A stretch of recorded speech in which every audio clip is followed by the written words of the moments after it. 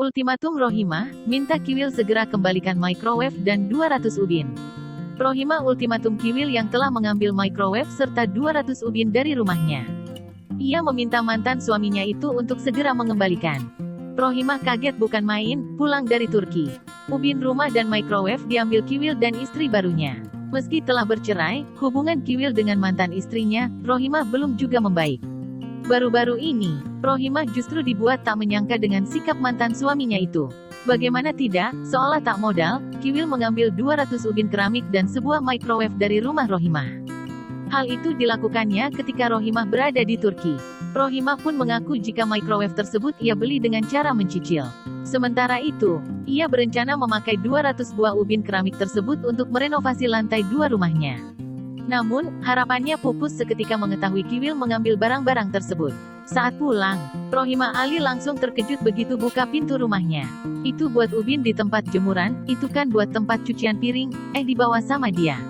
Ada 200 biji kali, seriusan. Dan itu ada bininya di rumah gue, tutur Rohimah Ali, dikutip tribunnews.com dari YouTube Feni Rose Official, Jumat, tanggal 27 Mei tahun 2022.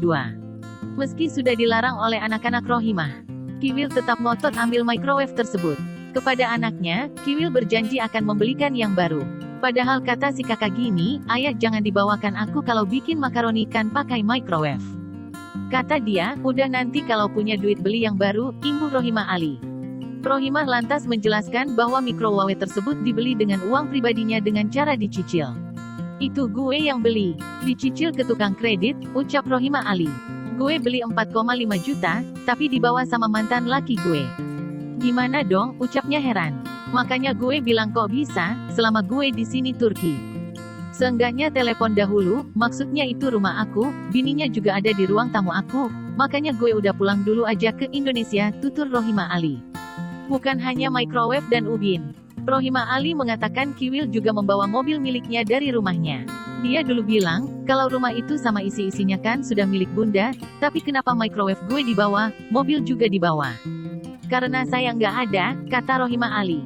Tak terima barang-barang di rumahnya digondol Kiwil, Rohimah Ali memperingatkan mantan suami untuk segera mengembalikannya.